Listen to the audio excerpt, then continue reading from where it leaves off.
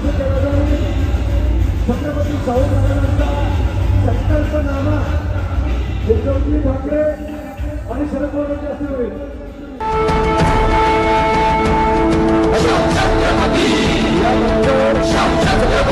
संकल्पनामा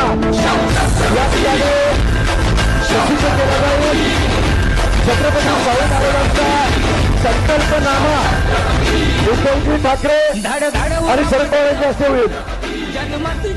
छत्रपती शिवाजी महाराज के जय भारत. छत्रपती शाहू महाराजांचा उद्धव साहेब तुम आगे बढ़ो, शरद पवार साहेब तुम आगे बढ़ो.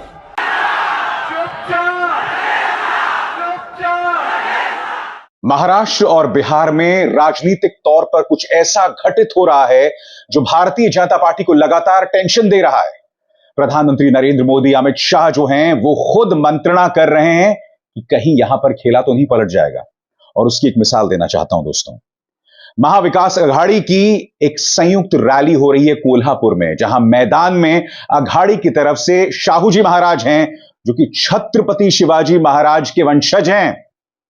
यहां पर उद्धव ठाकरे को लेकर क्या दीवानगी है उसकी एक छोटी सी मिसाल मैं आपको देना चाहता हूं. भीड़ का हुजूम है वहां पर और देखिए किस तरह से लोगों ने अपने मोबाइल फोन्स ऑन किए हुए हैं. पूरे स्क्रीन पर देखिए दोस्तों, लोगों ने अपने मोबाइल फोन्स ऑन किए हुए हैं और अपनी ताकत, अपना समर्थन उद्धव या ये कहा जाए एमवीए महाविकास अघाड़ी के साथ यहां पर जतला रहे हैं. और अब ये तस्वीर देखिए दोस्तों, ये बिहार की है, यानी कि बिहार, महाराष्ट्र से अब हम सीधा बिहार को चलते हैं. यहां पर तेजस्वी यादव नारा लगा रहे हैं, चुपचाप लालटेन छाप. सुनिए.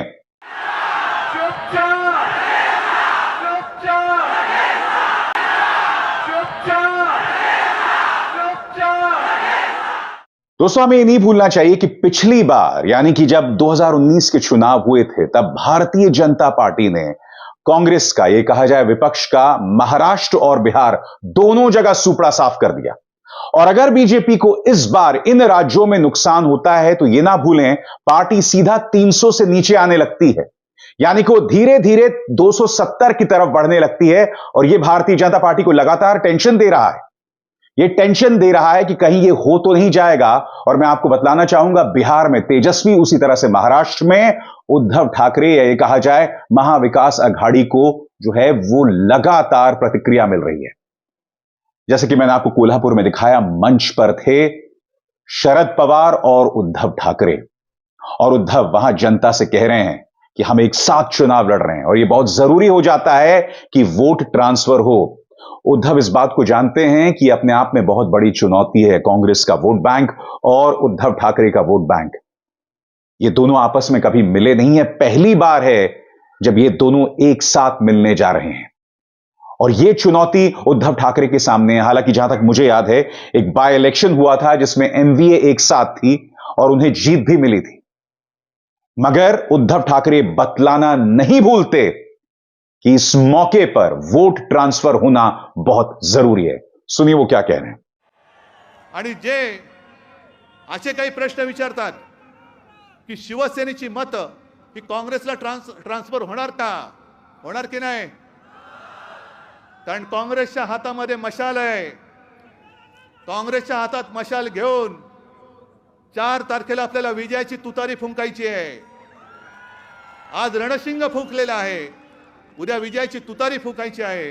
म्हणून तुम्हाला सगळ्यांना आशीर्वाद देण्यासाठी मी विनंती करतोय. जनतेच्या न्यायालयात न्याय मागण्यासाठी आलेलो आहे. महाविकास आघाडीचे उमेदवार जिथे जिथे असतील, ज्यांची निशाणी हात आहे, तुतारी घेतलेला मावळा आहे आणि मशाल आहे, याच उमेदवारांना, आपल्या हक्काच्या उमेदवारांना लोकसभेत पाठवा आणि हुकुमशहाचं सरकार गाडून टाका, एवढीच विनंती करतो. जय हिंद, जय महाराष्ट्र. और एक बार फिर दोस्तों मैं आपको दिखलाना चाहता हूं किस तरह का हुजूम था, किस तरह से छत्रपति शिवाजी महाराज के पक्ष में नारे लग रहे थे, क्योंकि मंजर ही ऐसा था. मैदान में शाहू जी महाराज थे और जाहिर सी बात है यह अपने आप में सांकेतिक तौर पर महाराष्ट्र के लिए बहुत कुछ कह रहा है. सुनिए किस तरह की नारेबाजी हो रही थी.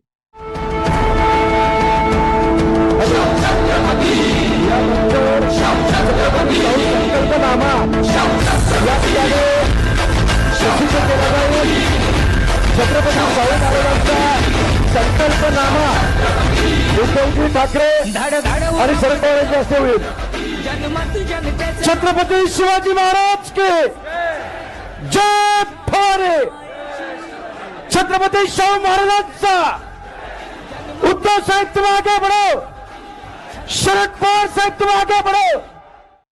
तो आज मैं महाराष्ट्र और बिहार का क्यों जिक्र कर रहा हूं, और इंतजार कीजिएगा तेजस्वी किस तरह से पोल खोल रहे हैं. इन दोनों की बात मैं इसलिए कर रहा हूं, जैसे कि मैंने आपको बताया कि बिहार में 40 सीटें हैं, उसी तरह से महाराष्ट्र में 48. और अगर यहां पर भाजपा को झटका लगता है तो बहुमत जो है उसका डगमगाने लगता है. यह ना भूलें कि इन सभी राज्यों में भारतीय जनता पार्टी को लगभग सारी सीटें मिली हैं. आप जानते हैं बिहार में उन्हें 39 सीटें मिल गई थी. उसी तरह से महाराष्ट्र की बात की जाए 41 सीट्स थी 48 में से. अन्य राज्यों की भी बात की जाए, हर जगह पर भाजपा को या तो 100% या 90% सीटें मिली. अब इससे ऊपर जाना नामुमकिन है. इसीलिए जो चुनौती इन राज्यों में मिल रही है वो टेंशन दे रही है शाह और प्रधानमंत्री नरेंद्र मोदी को. तेजस्वी यादव लगातार नारे लगा रहे हैं, बोल रहे हैं सिंहासन डोल रहा है. ये ज्यादा समय नहीं है. तख्त बदल दो, ताज बदल दो, पैमानों का राज बदल दो. तो जिताया क्यों जिताया? अर्जुन राज जी को सीतामढ़ी से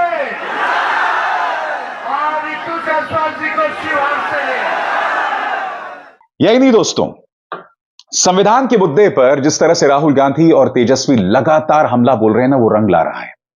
और जाहिर सी बात है ये कल्पना की उड़ान नहीं है, क्योंकि आप जानते हैं आधा दर्जन भाजपा के नेता ये कह चुके हैं कि हम संविधान बदलना चाहते हैं.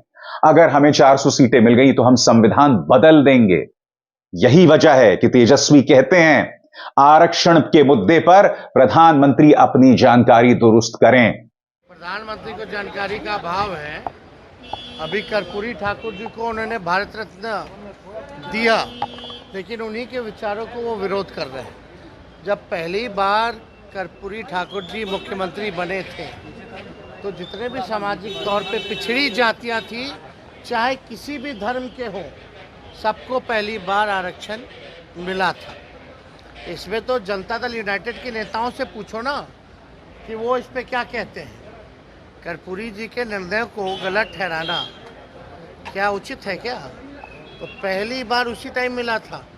चाहे किसी भी धर्म में जो सामाजिक तौर पे जो पिछड़ी जातियां थी, और मंडल कमीशन में भी 84 से 85 ऐसी पिछड़ी जातियां जो है उनको जो है मिला था, सिफारिश हुई. तेजस्वी मुद्दों का शोर कर रहे हैं. प्रज्वल रवन्ना, वो आदमी जो बेंगलुरु से जर्मनी भाग गया है, जिसके करीब 3000 वीडियो सर्कुलेट हो रहे हैं जिसमें वो महिलाओं के साथ दुष्कर्म कर रहा है, जबरदस्ती कर रहा है. तेजस्वी जानते हैं कि महिला अस्मिता की गूंज बिहार में भी है. इसलिए आज वो प्रज्वल रवन्ना के मुद्दे पर सीधे प्रधानमंत्री से सवाल करते हैं. बचाओ बेटी पढ़ाओ का ठीक विपरीत जो है उसके काम कर रही है. अब तो बलात्कारियों को बचाने का काम किया जा रहा है. अब ये कोई मामूली घटना नहीं है. 2500 लड़कियों के साथ अगर शोषण हुआ है और भाजपा के लगातार लोग जो है उसके पक्ष में मतदान करवाते रहे हैं, वोट मांगते रहे हैं, कैंपेन करते रहे हैं, और अब पता चल रहा है वो विदेश चले गए हैं, तो कहीं ना कहीं भूमिका जो है लोगों की लग रही है कि भाई कहीं भगाया तो नहीं गया है. और वो भी तब भगाया गया जब 26 की वोट पड़ चुकी है, उसके बाद भागा. तो ये तो स्पष्ट नज़र आ रहा है कि वोट के लिए भाजपा के लोग किसी भी हद तक गिर सकते हैं. तेजस्वी लगातार कह रहे हैं कि प्रधानमंत्री नरेंद्र मोदी मुद्दों से डर रहे हैं. यही वजह है कि तेजस्वी मुद्दों का शोर कर रहे हैं. तेजस्वी बाकायदा अखबारों की कतरनों में जो उनका बयान है उसका जिक्र करते हुए ट्वीट कर रहे हैं. ये तमाम अखबार क्या कह रहे हैं? महंगाई, गरीबी व बेरोजगारी देश के मुख्य मुद्दे. तेजस्वी, भ्रष्टाचार व महंगाई से जूझ रहे लोग. देश की सरकार बेरोजगारी पलायन रोकने में नाकाम रही. सरकार गरीबी पलायन रोकने में नाकाम. तेजस्वी पूछ रहे हैं कि मोदी जी फॉर यू, मोदी जी के 10 सालों में जानलेवा गरीबी बढ़ी, 10 सालों में कमर तोड़ महंगाई बढ़ी, 10 सालों में रिकॉर्ड तोड़ बेरोजगारी बढ़ी, 10 सालों में संस्थागत भ्रष्टाचार के सभी रिकॉर्ड टूटे, 10 सालों में बीजेपी को सबसे अधिक चंदा मिला, 10 सालों में बीजेपी के प्रत्येक जिले में कार्यालय बने, 10 सालों में विपक्ष के सभी कथित भ्रष्टाचारी भाजपा में शामिल होकर बीजेपी के सांसद और प्रत्याशी बने। तेजस्वी कह रहे हैं कि प्रधानमंत्री मोदी जी महंगाई का म, गरीबी का ग, विकास का व, किसान का क, पलायन का प और बेरोजगारी का ब भी नहीं बोल रहे, इसीलिए चुपचाप लालटेन छाप। फिर से सुनिए।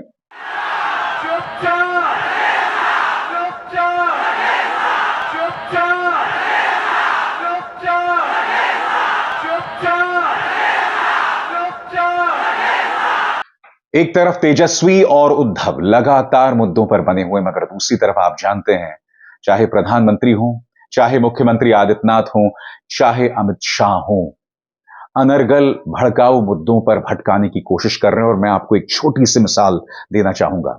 मुख्यमंत्री आदित्यनाथ लगातार भड़काऊ बातें कर रहे हैं। अब वो ये कह रहे हैं कि गौ कटाई शुरू हो जाएगी अगर कांग्रेस सत्ता में आ गई, जो अपने आप में निहायत ही अजीब और गरीब बयान है, क्योंकि इसका वादा कांग्रेस अपने घोषणा पत्र में नहीं करती, मगर मुख्यमंत्री आदित्यनाथ ऐसा कह रहे हैं। सुनिए। आज मैं कांग्रेस के और इंडी गठबंधन के घोषणा पत्र की एक बात और आपको बताना चाहता हूं। इन्होंने अपनी घोषणा पत्र में कहा है, अपनी घोषणा पत्र में इन्होंने कहा है बहन और भाइयों कि अगर कांग्रेस नेतृत्व की इंडी गठबंधन की सरकार बनेगी तो वह अल्पसंख्यकों को उनकी रुचि के हिसाब से खान पान की स्वतंत्रता देंगे। अब मैं पूछना चाहता हूं, ऐसी कौन सी रुचि है मुस्लिम समाज की जो हिंदुओं से अलग है? अरे रोटी वो भी खाते होंगे, चावल वो भी खाते होंगे, ढोकला वो भी खाते होंगे, सब कुछ खाते होंगे, लेकिन उनकी इससे अतिरिक्त रुचि क्या है? हिंदू गौ कसी को स्वीकार नहीं कर सकता, गौ मांस नहीं भक्षण करता, लेकिन वह चिढ़ाने के लिए जरूर करता होगा और इसीलिए उसके खिलाफ कार्रवाई होती है। कांग्रेस देश के अंदर गौ हत्या की खुली छूट देना चाहता है। क्या आप स्वीकार करेंगे? क्या स्वीकार करेंगे इसको? तो आप देख सकते हैं कि भाजपा के प्रचार के 3 सबसे मुख्य चेहरे हैं, प्रधानमंत्री नरेंद्र मोदी, अमित शाह और मुख्यमंत्री आदित्यनाथ। प्रधानमंत्री क्या कहते हैं कि कांग्रेस आपकी संपत्ति मुसलमानों को दे देंगी, मुसलमान घुसपैठिए हैं। अमित शाह क्या कहते हैं कि कांग्रेस शरिया कानून लाना चाहती है। यही बात मुख्यमंत्री आदित्यनाथ भी कहते हैं और अभी अभी आपने आदित्यनाथ को सुना। तो देश की जनता के सामने विकल्प बिल्कुल साफ है। वो विकल्प दिखाई दे रहा है कि उन्हें किन मुद्दों पर बात करनी चाहिए, और मुद्दों से भाजपा लगातार आपको भटका रही है। मुद्दों पर क्यों नहीं आती भाजपा? 10 साल का राज रहा है, आपको अब भी गौ हत्या, मुसलमान, पाकिस्तान, इन्हीं तमाम चीजों पर रहना पड़ता है, जो अपने आप में कितनी बड़ी त्रासदी है। मगर यह त्रासदी ही कहीं ना कहीं आधुनिक राजनीति बन गई है दोस्तों। अभिसार शर्मा को दीजिए इजाजत। नमस्कार।